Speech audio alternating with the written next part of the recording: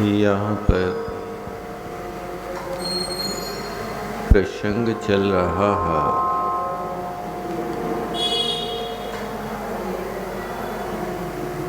कि संसारी प्राणी की मान्यता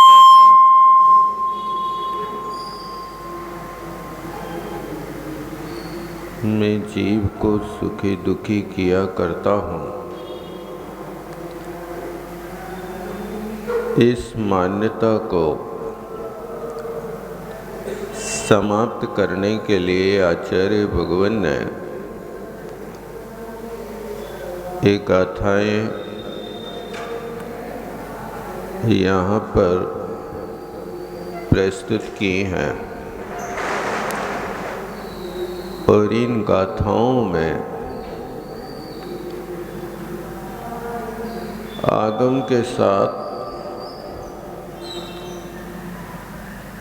युक्ति पूर्वक सिद्धि करने की कोशिश की है। यहाँ पर कहा कि सभी जीव दुखी या सुखी होते हैं तो कर्म के उदय से होता है। यदि तुम किसी को कर्म दे नहीं सकते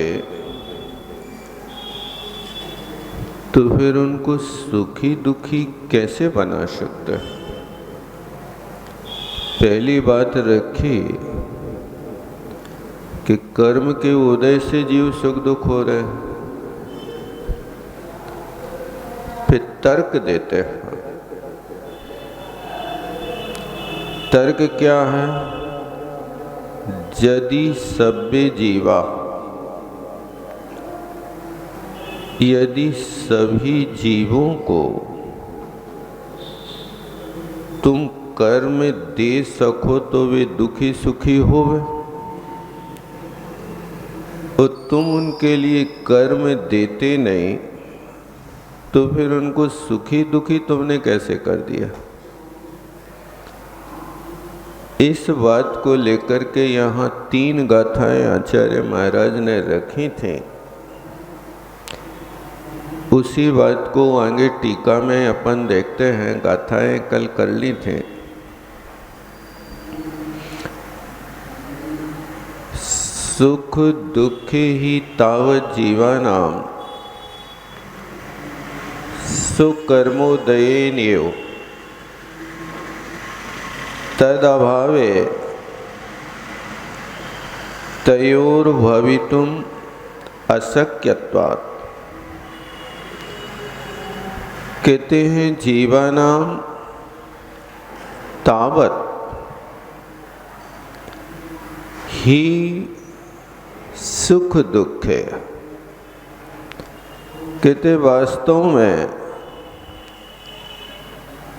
जीवों के लिए सुख और दुख अपने कर्म की उदय से ही होते हैं। एव शब्द का प्रयोग किया है। एव माने ही का अर्थ होता है एकांत और भी का अर्थ होता है अनेकांत। जहाँ पर एव का प्रयोग होता है उसका अर्थ होता है कि ऐसा ही होगा,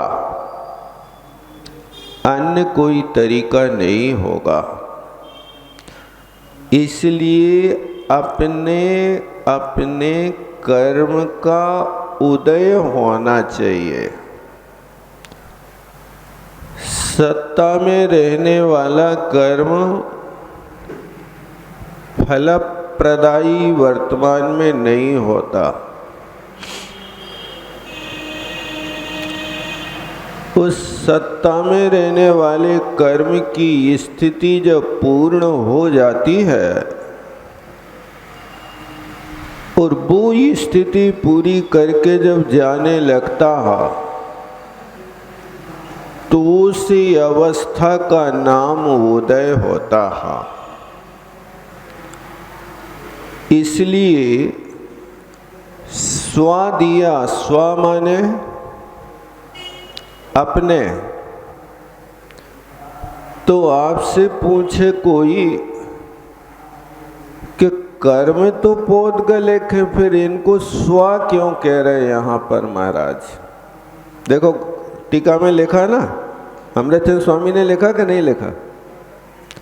स्व कर्म उदयेन।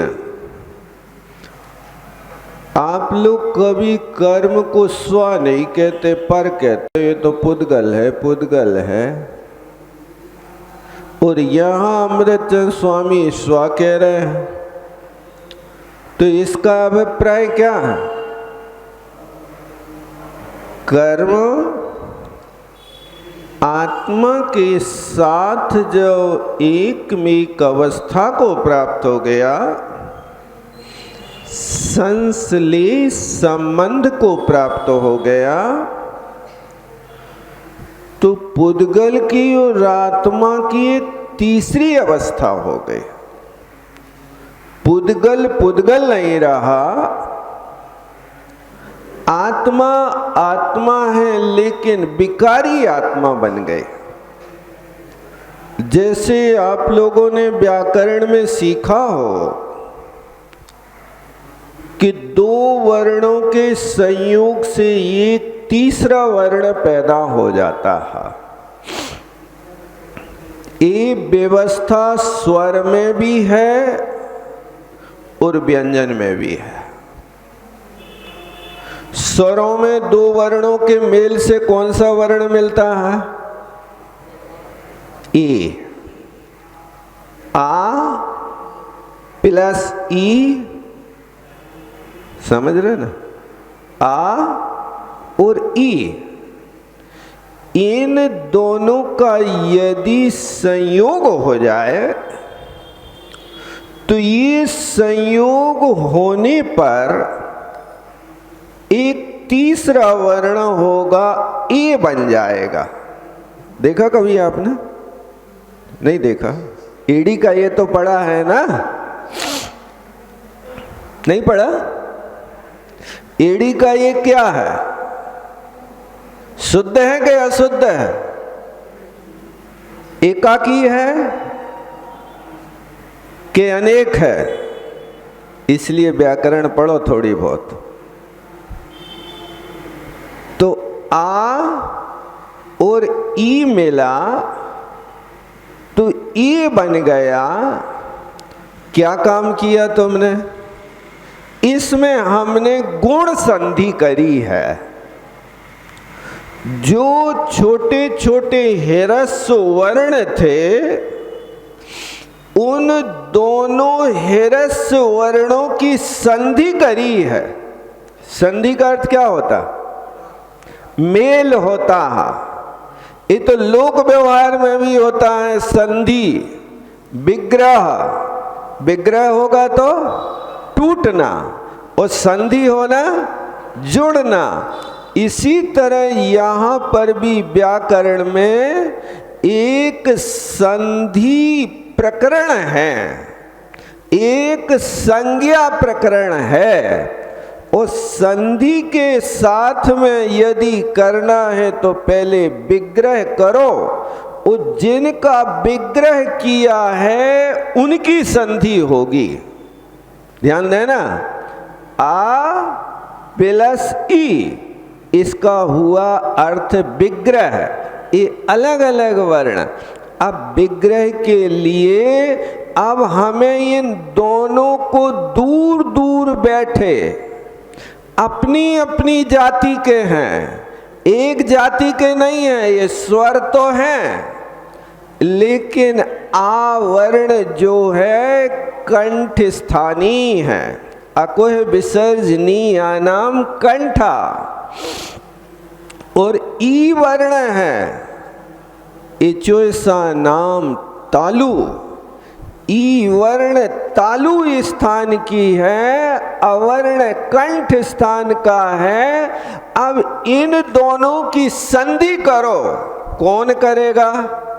आद गुणा नाम का एक सूत्र है कि अवर्ण और ये वर्ण यदि दो एक साथ पड़े होवे और बीच में कोई व्यवधान ना होवे तो इन दोनों वर्णों को हम गुण संधि कर देंगे, इनका गुणा कर देंगे। वो गुणा करेंगे तो दो ह्रस्व वर्ण मिलकर के एक दीर्घ वर्ण पैदा हो जाएगा और वो दीर्घ वर्ण हुआ तो ए बन गया। अब देखो आ और ई, ये दोनों वर्ण तुम्हें ये वर्ण में दिखाई दे रहे कि नहीं दे रहे? जो ये बना उसमें तुम्हें आ और ई दिखाई दे रहा कि नहीं दे रहा? नहीं दे रहा, दिखेगा ही नहीं। आ कहाँ चला गया, ई कहाँ चली गई? बस गुण संधि कर दी। गुण संधि के माध्यम से एक नया तृतीय अवस्था पैदा हो गई। समझ रहे ना? जैसे ए वर्ण की तीसरी अवस्था बनी, आ और ई दोनों मिट गई, इसी तरह आ वर्ण की तरह आत्मा और ई वर्ण की तरह कर्म, ये आवर्ण और ई वर्ण इन दोनों को मिटाओ और मिटाओ तो तीसरी अवस्था पैदा कर दी, ए वर्ण पैदा हो गया।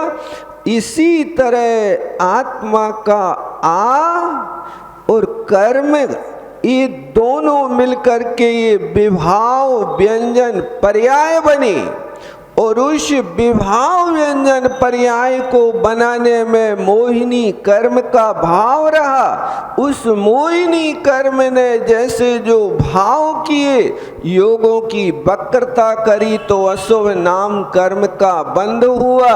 उस अशुभ नाम कर्म के बंध से व्यक्ति टेढ़े मेढ़े आड़े खेड़े कहते जैसे तैसे लोग खड़े होंगे।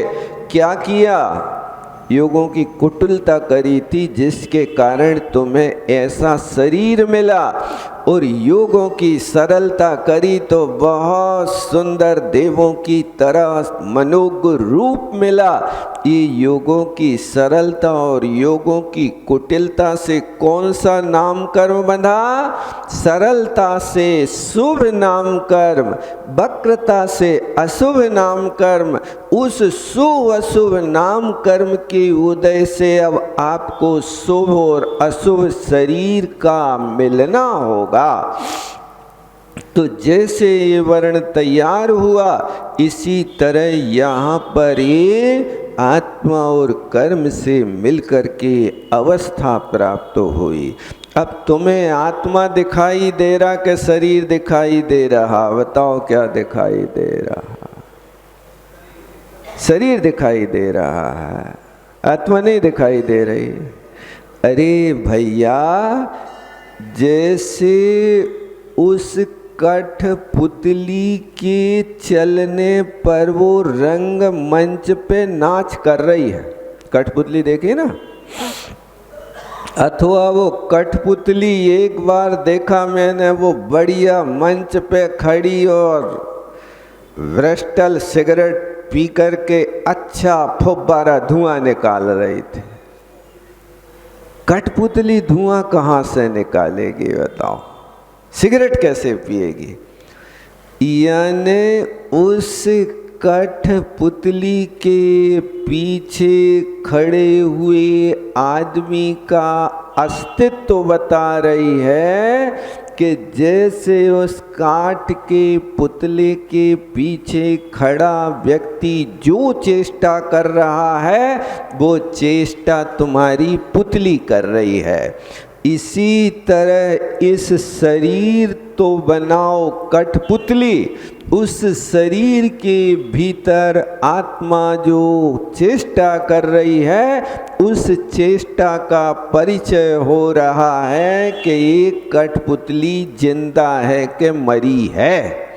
जब चेष्टाएं खत्म हो जाती हैं तो उसको मुर्दा कहने लगते हैं, और चेष्टाएं जहाँ होती रहती हैं उसको जिंदा कहते हैं। इससे जीव का अस्तित्व जाना जाता है। नहीं तो जीव को तुम देख नहीं सकते।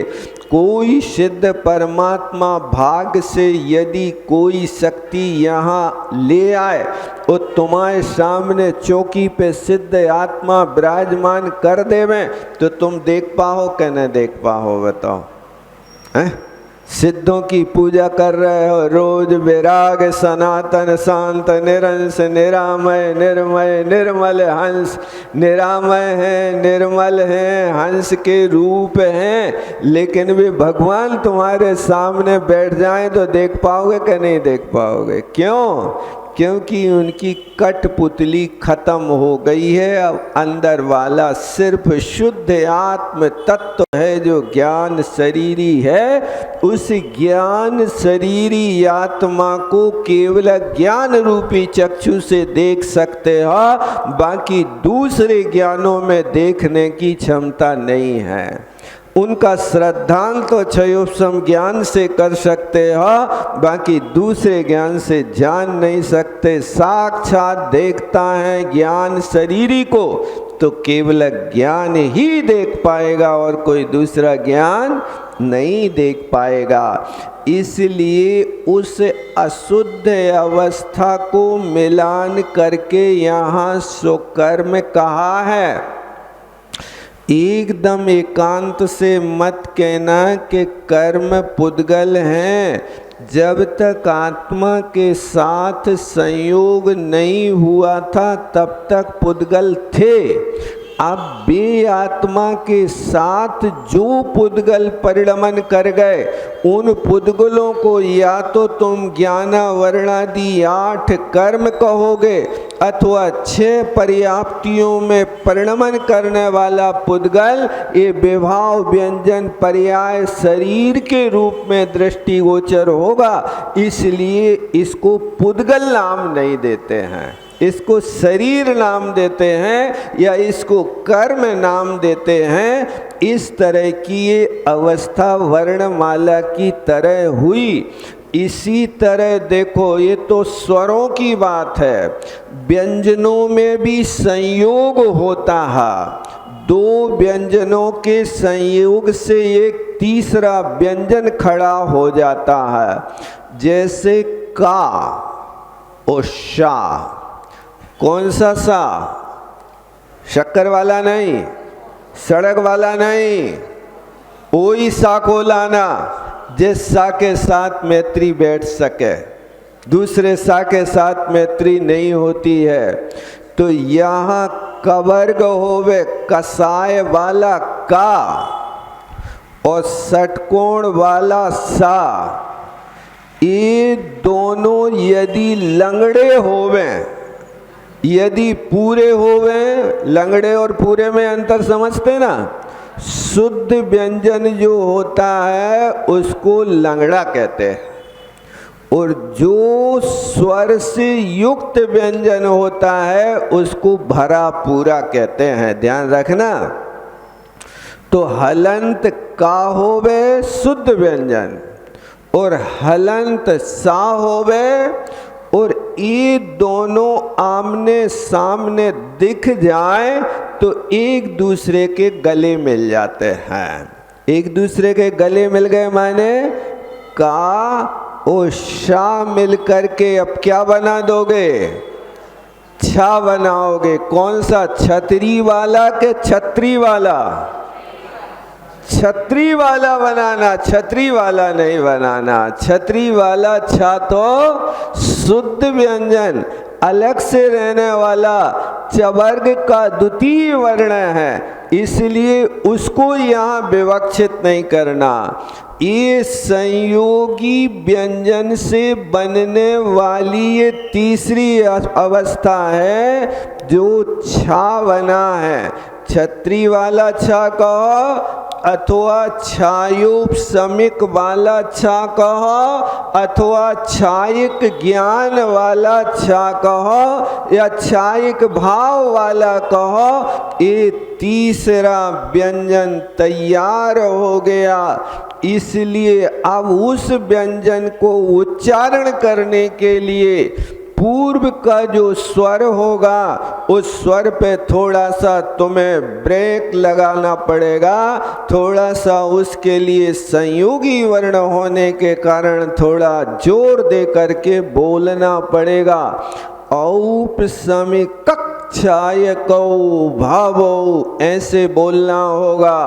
जैसे आप इस पद को ना बोलो तो जैसे अक्षय बोलेंगे तो अक्षय बोलते के अक्षय बोलते, क्या बोलते हैं आप लोग?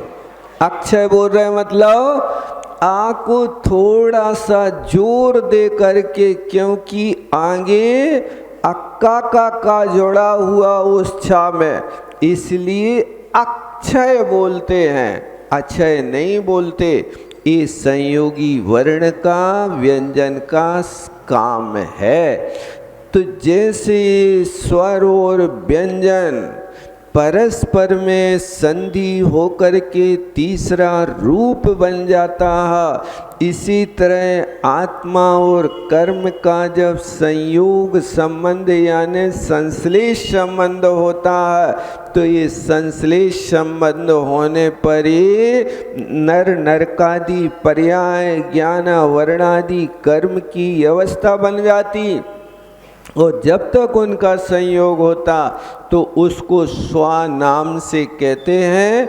इसलिए यहाँ लिखा सो कर्मोदयीन, अपने अपने कर्म के उदय से सब जीवों का कर्म एक साथ एक जैसा उदय में नहीं आता है। देखो, कर्म किया एक साथ, लेकिन एक साथ करने के बाद में उस कार्य को करने में सहमति यदि देर से मिली है तो वो कर्म का उदय देर से आएगा। जैसे मैं आपको दृष्टांत से समझा देता हूँ कि वहाँ पर वो प्रसंग आया, कौन सा प्रसंग? जिस समय पिंगल और चित्तोत्सवा का जीव भाग गए, यहाँ से तो भाग गए, लेकिन वहाँ जाकर के गांव के बाहर उस नगर में झोपड़ी बना करके रहने लगे। और वो कुंडल मंडित उस नगर का राजा जब शाम को घूमने आया और सीता को उसने झोपड़ी में अकेला बैठा पाया, तो कुंडल मंडित राजा सोचता है कि ये ऐसी देवांगना की तरह नारी झोपड़ी में दिन काट रही है, ये कहाँ से आई, कौन है, अपने सैनिकों से सारी जानकारी लेकर के और उसने एकांत में उसको चित्तोत्सवा को अपने महल में बुलवा लिया। और बुलवा करके फिर उसको अपने अनुकूल बना लिया। तो पहले सीता को हरण करने का भाव उत्पन्न हुआ कुंडल मंडित को, और बाद में थोड़ी देर बाद फिर सीता सहमत हो गई उससे। तो ये दोनों के हरण के भाव हुए, वो दोनों को कर्म का बंध हुआ। ये बंद तो हुआ। अब आगे चल करके चित्तोत्सवा का जीव मर करके सीता हुआ और कुंडल मंडित का जीव भामंडल हुआ। ये दोनों इस पर्याय में राजा जनक के यहाँ भाई बहन के रूप में अवतरित हो गए। लेकिन यहाँ पहले हरण का भाव बनाया कुंडल मंडित के जीव ने, वो कर्म पड़ा सत्ता में, उस सत्ता में पड़ा। अब यहाँ जब जनक के यहाँ उत्पन्न हुई संतान, तो ध्यान रखना कि युगल उत्पन्न हुई संतान की भी कुंडली एक जैसी नहीं बनती है। क्या?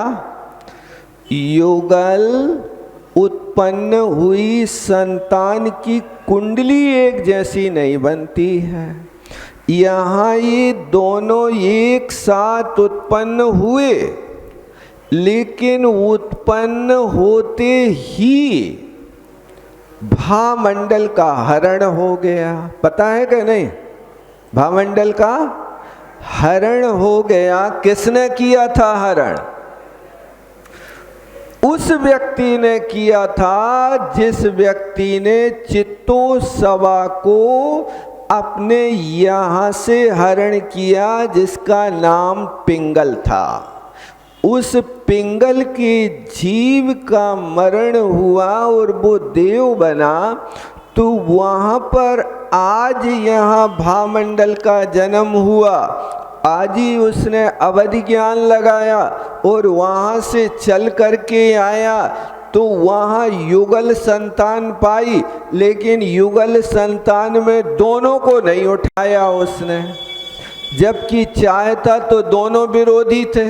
वो पत्नी भी छोड़ के चली गई तो उससे भी बदला ले सकता था ना?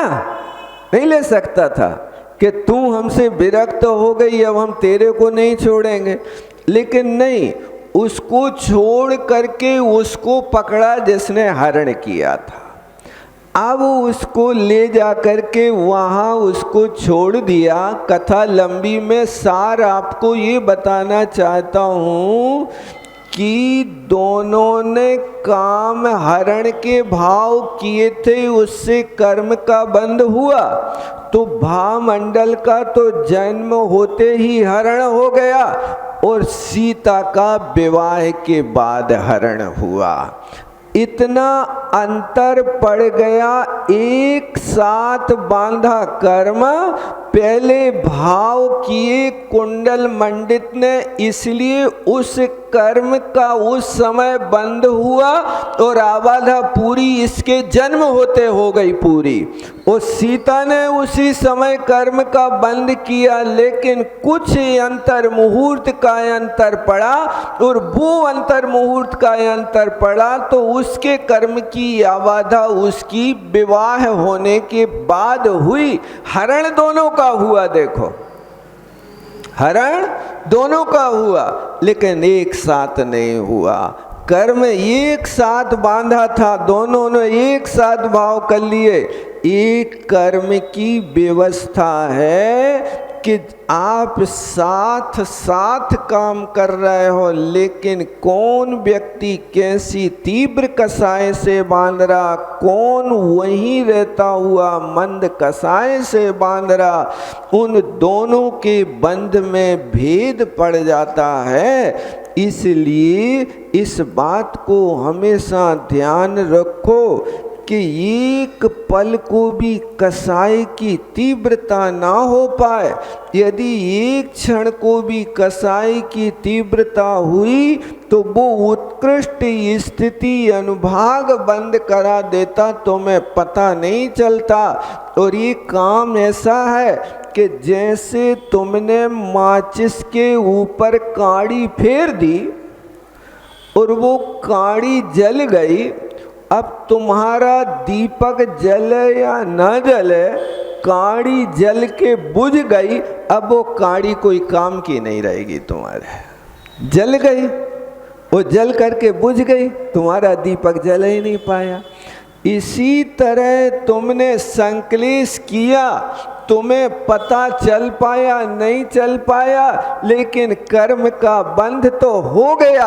और वो कर्म का बंध हुआ, जब फल प्रदान करेगा तो फिर माथा पकड़ करके रोगे, हे भगवान कब करे थे ऐसे कर्म, हमें तो पता ही नहीं है।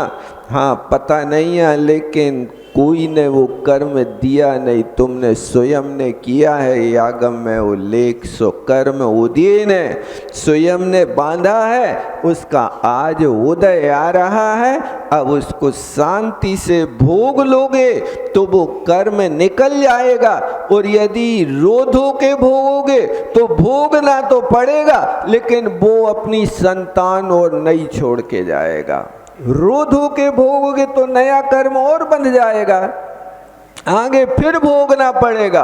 और इस बार उदय में आ गया तो समता से जब कर्म का उदय आए तो माला फेर पे बैठ जाओ, शांति से वो निकल जाएगा। जैसे कोई ऐसा बेग में होता है ना, कि बेग में यदि कोई वाहन चला के आ रहा है तो तुम भी दौड़ने की वही रोड पे कोशिश मत करो, किनारे में खड़े हो करके उसको रास्ता दे दो, निकल जान दो। यदि उसके स्पीड की फटकार भी तुम्हें लग गई तो वो तो निकल जाएगा, तुम्हारे लिए तो लंगड़ा बना जाएगा ना। ई कर्म का तीव्र उदय होता है, उस समय शांति से बैठ जाओ, माला फेरवे। एक महिला कर्रापुर में कह रही थी, शिकायत कर रही थी, महाराज हमें इन पे बहुत गुस्सा आता है। गुस्सा काहे आता है? बोले भोजन करने ये बैठते हैं, तब इनके सामने कोई बात रखते हैं और वो बात सुन करके इनको गुस्सा आ जात, तो ना ये भोजन कर हैं ना मुँह बोल हैं, थाली पे वे माला फेर भी बैठ जात हैं, कुछ उत्तर नहीं दे, तो हमें तो बहुत गुस्सा आती है। मैंने कहा तरीका तो अच्छा है यार, क्योंकि गरम लोहे को गरम लोहे को ठंडा लोहा काटता है। वो तुम्हें अपनी वीतरागता का परिचय दे रहा है कि तुम्हें अब चाहे ओले सोले पत्थर पानी बरसाने से बरसाते रहो, हम तो भगवान को नाम ले रहे, भगवान हमारी रक्षा कर रहे हैं। हे संकट मोचक पारसनाथ, अब रक्षा करो। कौन से? कमठ से नहीं, देवी जी से। तरीका अच्छा लगा। अब तुम्हें गुस्सा आ रही तो आउत रहे, कोई बात नहीं, तुम अकेले बंद करो, हमने कर। हम तुम्हारी गुस्सा में सहयोगी नहीं होंगे, हम तुम्हारे जीवन के सहयोगी तो हैं, अच्छे कार्य के लिए तो सहयोगी हैं, लेकिन तुम यदि बुरे कर्म करो तो तुम स्वयं भोगो, हम तो माला फेर हैं उस समय। ये फार्मूला तुम लोग भी अपना लेना। यदि ऐसा अवसर आ जाए तो बहुत अच्छा होगा, आप लोग भी अपना लेना। यदि कोई के हाथ में डंडा देखो कभी किचन वगैरह में और कहीं, तो बैठ जाओ, शांति से माला फेरो, भगवान का नाम ले हैं, वे भगवान तुम्हारी रक्षा करें। कोई धरणेन्द्र पद्मावती तुम्हारे लाने भी आ जाए, बचे भी नहीं आ जाएगा, कोशिश तो करो, लेकिन होता नहीं। आगे चलते हैं। अपने कर्म के उदय से ही जीवों को सुख दुख होता है, तद अभावे यदि अपने कर्म का उदय ना होवे तयो भवितुम अशक्यत्वात्, तो ये दोनों सुख और दुख होने में असमर्थ हैं, कोई तुम्हें दुखी सुखी नहीं कर सकता। सो कर्म चेने अन्येन अन्यस्य दातुम शक्यम। देखो ये अटल नियम है, अपने कर्म को अन्य के द्वारा अन्य को देने में समर्थ नहीं है। बस इतना है कि अपना कर्म उदय में आएगा, लेकिन जो कर्म कल उदय में आने वाला था, आज यदि निमित्त मिल गया तो उस कर्म की उदीर्णा हो सकती है। क्या हुआ? मतलब आप कहते ना आपने हमें गुस्सा दिला दिलाई नहीं है, लेकिन आपकी चर्या चेष्टा को देख करके जो गुस्सा का काल नहीं था, उस गुस्सा की उदीर्णा आ गई, इसलिए आप निमित्त बन गए। कई लोग कहते हैं निमित्त कुछ नहीं करता, इस बात को मानना नहीं। ये बात ध्यान रखना, निमित्त के बिना कुछ नहीं होता। गले नहीं उतर है, नहीं उतर रही, नहीं उतर है, हमें विश्वास है अभी। लेकिन पहले तो याद करो जो सिखा रहे हैं। क्लास में बच्चा प्रवेश करता है ना, शुरू शुरू में नर्सरी में, टीचर लिख के दिखाता है, गा गणेश का लिखना है, खड़ी लाइन खींचो, एक आड़ी लाइन खींचो, एक उसके सामने लाइन खींचो और इसके पीछे एक चूलो बना दो, गा गणेश का बन जाएगा। अब वो बच्चा कहता है कि ये लाइन में क्यों बनाना चूल्हा, इसमें बना दे। तो टीचर कहता बेटा अभी इसमें बनाना सीख लो पहले, फिर आप उसमें बनाना, आपको फिर पता चल जाएगा। ठीक है, आप कह रहे सो हम बना ले रहे हैं, लेकिन आप बता देना कि इस लाइन में क्यों नहीं बनाना। अब टीचर की आज बात मान गया वो, और इसी लाइन में उसने चूल्हा बना दिया, आड़ी खड़ी लाइनें खींच करके, और गा गणेश का एक वर्णमाला सिखा दी। सीख गए ना। अब अगले साल तक जब उसको दोबारा प्रश्न होगा, तब तक तो वो स्वयं समझदार हो जाएगा कि नहीं, इस वर्ण के साथ में यदि तुम इस साइड बना दोगे तो ये तो विपरीत हो जाएगा।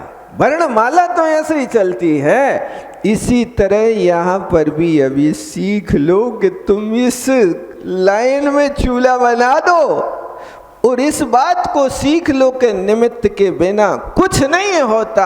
अंतरंग वारण के लिए निमित्त है, मोक्ष मार्ग बनता है तो निमित्त से होता है। मैं तुमसे पूछता हूं कि जो 5 लब्धियां हैं, इन 5 लब्धियों में बताओ कितने निमित्त हैं और कितने उपादान हैं। जहां गुरु की देशना है, देशना लब्धि निमित्त है कि उपादान है, बताओ क्या निमित्त है ना। निमित्त के बिना कुछ होता कि नहीं होता, बताओ भैया। उपसम सम्यक दर्शन जो क्षण भर के लाने होना है, उस क्षण भर के होने वाले उपसम सम्यक दर्शन में भी पहले से भूमिका बनाना पड़ती है। क्षयोपशम लब्धि करो। क्या करना पड़ेगा क्षयोपशम लब्धि में भाई साहब? ज्ञाना वर्णादि कर्मों की अनुभाग अनंत गुणा हीन बनाओ तो क्षयोपशम लब्धि बन गई। वो क्षयोपशम लब्धि हुई तो विशुद्धि लब्धि बनाना। विशुद्धि लब्धि क्या करेगी? जिस समय तुम्हारे अंदर ऐसे परिणाम आ जाएं कि साता वेदनी आदि कर्म के ही बंध होवे, पाप प्रकृतियों के बंध रुकने लगे, वो साता वेदनी आदि के बंध वाली क्रिया का नाम विशुद्धि लब्धि है। और साता वेदनी का बंध होगा तो कैसे होगा बताओ भाई साहब? भूत वृत्त अनुकंपा दान सराग संयमादि योगा शांति शौच मिति सद्वेद्यस्य, ये लिखा है तत्वार सूत्रकार ने। सबसे पहली शर्त है साता वेदनी बांधने हैं, भूतों पे अनुकंपा करो। कौन से भूतों पे? व्यंतर जाति के देव पे नहीं। भूत का अर्थ जीव होता है। भू सत्तायाम धातु से जिनके हमेशा अस्तित्व मौजूदगी बनी रहती, जो मौजूदगी हमेशा रहती उसका भूत कहते। भूत माने प्राणी होता। तो पहली शर्त है कि साता वेदनी कर्म का बंद करना है तो प्राणियों पे अनुकंपा करो। एक शर्त, अनुकंपा है कि नहीं? झाड़ू देख के लगात के नहीं? हम देख तो लेते, लेकिन पूरे कमरा में चिटियाँ बगरी हो में, फैली हो में, चल रही हो में, तो बताओ क्या करें? क्या करोगे बताओ? चींटियों को झाड़ने के लिए झाड़ू है कि कचरा को झाड़ने के लिए? बताओ किसके लिए? चींटियां झाड़ना के कचरा? कचरा झाड़ना। तो चींटियों की रक्षा करना है कि उनको झाड़ के फेंकना है? ये तुम्हारी परीक्षा होगी भूति अनुकंपा। जैसे आप वहां झाड़ू लगाने जाते हैं तो चींटियों को देख करके पहले चींटियों के लिए सुरक्षित स्थान पे छोड़ने का आप प्रयास करते हैं कि लक्ष्मण रेखा लगा करके उनकी जिंदगी बर्बाद करते? क्या करते बताओ?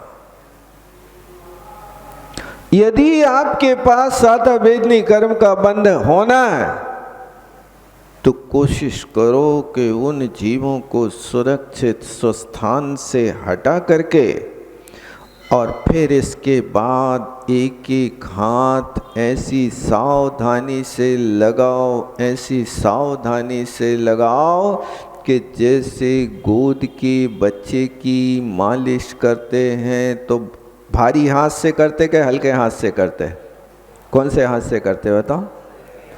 बहुत छोटे छोटे हाथ, और हाथों में भी एक आटा बेसन के तेल की लोई को लेकर के कोमल कोमल उसके अंग को स्पर्श करके उसकी मालिश करते हैं। हाथ से ऐसे बंध तो नहीं लगाते जैसे 25 साल के व्यक्ति के शरीर में लगाते।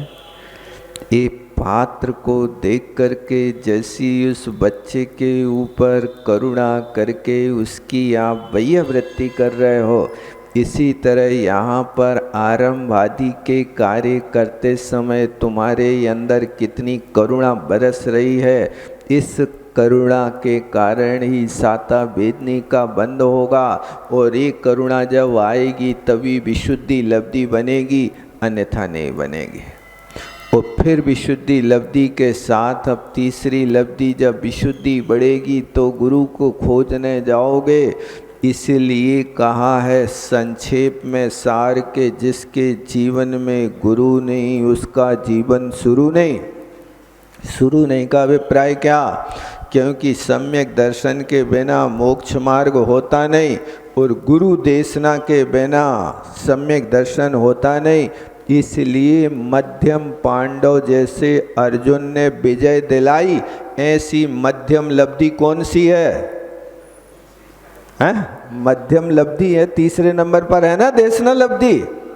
वो देशना लब्धि जब विशुद्धि बढ़ेगी तो गुरु को खोजेगा, फिर वहाँ ये नहीं करेगा गुरु होते ही नहीं।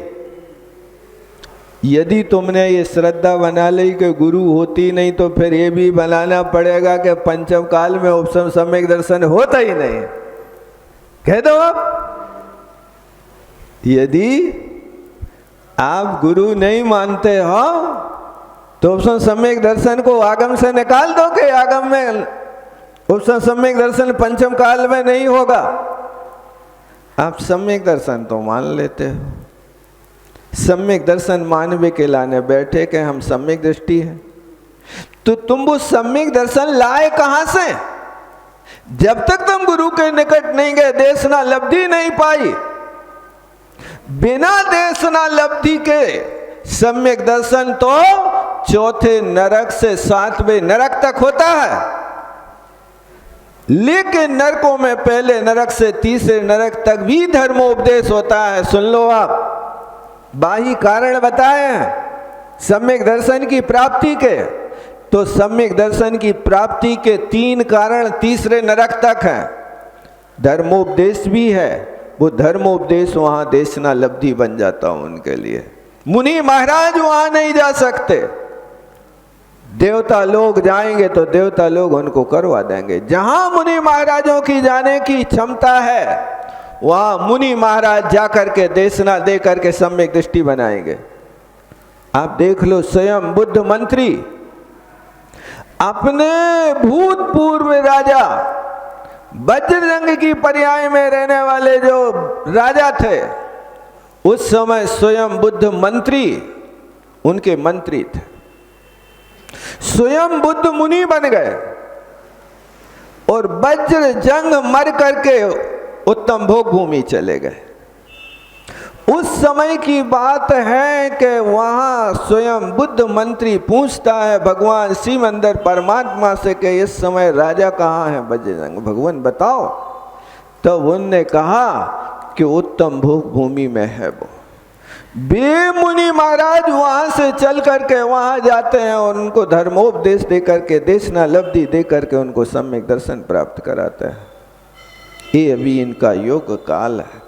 जहां तक जा सकते मुनि महाराज वहां जाकर के उनको देशनालब्धि देते हैं, और जहां मुनि महाराज नहीं जा सकते वहां देवता लोग जाकर के देशनालब्धि देते हैं। मानसोत्तर पर्वत के बाहर देवता लोग जाकर के देशनालब्धि देते हैं, और तीसरे नरक के नीचे जाने का कोई का वहां हिसाब किताब नहीं है, लेकिन तीसरे नरक तक देवता लोग जाकर के देशना करा देते हैं। इसलिए धर्मोपदेश भी उनके लिए एक सम्यक दर्शन का कारण बनता है। मैं आपसे ये कहता हूँ कि मनुष्य पर्याय में देवताओं की जरूरत नहीं। देवता लोग आते हैं तो संबोधन कर देते हैं और वे चारित्र के लिए प्रेरणा कर देते हैं, लेकिन यहाँ मनुष्यों के लिए तो देशना लब्धि गुरु के निमित्त से होती। लिखा लब्धि सार में देख लेना है आप जा कर के कि वो देशना लेने के लिए गुरु को खोजता है, और गुरु के निकट जाकर के फिर वहाँ अपनी भावना प्रकट करता है, भगवान किन्नु खलु आत्मने हितम, परमात्मा आत्मा का हित क्या है। तब मुनि महाराज उत्तर देते, मोक्ष। क्या है मोक्ष, मैंने तो सुना नहीं। फिर से प्रश्न करता है, भगवान किन स्वरूपों सो, उस मोक्ष का स्वरूप तो बताओ क्या है। अब भगवान वहाँ उसको मोक्ष का स्वरूप बताते हैं। तो यहाँ पर 7 तत्व, 9 पदार्थ, 6 द्रव्य, 85 काय, इनका धारण पालन आदि करना, ये सारी की सारी चीज़ें वहाँ से गुरु के निकट से लाता है, तब जाकर के देशनालब्धि बनती है। अब भैया गुरु उसको उपदेश दे रहे हैं तो बताओ निमित्त है कि उपादान है। बात समझ में आ गई कि नहीं आ गई? अपने कईयों के गागड़ेस बनाने खिलाने चूल्हो कौन सी लाइन पे बनाए, बाजू में के ऊपर? आप कहो इतने से समझ में नहीं आई, और बताओ। ध्यान रखना, छायिक सम्यक दर्शन की प्राप्ति केवली के पादमूल में होती है। छायिक सम्यक दर्शन का मूल उपादान अपनी आत्मा। आत्मा में सम्यक दर्शन होना है, लेकिन बेटा केवली को ढूंढो। आज तुम्हारे यहाँ केवली नहीं है इस भरत क्षेत्र में, इसलिए छायिक सम्यक दर्शन नहीं है कहीं भी। इस भरत क्षेत्र में कोई छायिक सम्यक दृष्टि नहीं है। उपसम और क्षयोपसम सम्यक दर्शन होता है, तो उपसम सम्यक दर्शन के लिए गुरु की जरूरत होती है, तो गुरु यहाँ मिल जाते पंचम काल में। छायिक सम्यक दर्शन के लिए केवली की जरूरत होती है, वे केवली आज हमारे बीच में नहीं है, इसलिए छायिक सम्यक दर्शन भी नहीं है। लेकिन उपसम सम्यक दर्शन तो मानते हो ना? कौन से सम्यक दृष्टि हो तुम बताओ? औपसमिक के छाय उपसमिक? उपसम और क्षय उपसम हो सकते, गुरु हो सकते, केवली नहीं हो सकते हैं। इसलिए आगम के अवर्णवाद से बचने की कोशिश करना। इन 2-3 पंक्तियों को पूरा करके समय अपन पूरा हो रहा है। देखो क्या लिखते, तस्य स्वपरिणामेन ये उपार्जमाणत्वात्, क्योंकि वह जो सुकर्म है वो अपने, देखो ध्यान देना एक एक शब्द का, ऊपर भी लिखा था स्वकर्म के उदय से होता है, अब यहाँ भी लिख रहे कि वो स्वकर्म का उदय बना कैसे, तो कहते उस कर्म को स्वपरिणामेन एव, अपने परिणाम से ही उपार्जमाणत्वात्, उसको अपने परिणाम से ही कर्म को प्राप्त किया है, कर्म का बंध किया है, कर्म किसी ने दिया नहीं है कि तुमने हमें अशुभ कर्म दे दिया इसलिए हम दुखी हो गए, ये भूल मत करना। कई लोग कहते हैं उनने हमें सांप दे दी थी इसलिए हम दुखी हो गए। ये जैन सिद्धांत स्वीकार नहीं करता। तुम्हारे कहने से जे मर जाएं, भिद जाएं, इनकी दुकान न चले, तुम्हारे सोचने से तुम्हें तो पाप कर्म का बंद होगा, लेकिन उसके ऊपर कोई भी प्रभाव नहीं पड़ेगा। उसका स्वयं का कर्म अपना है। समय हो रहा, शेष बात में कर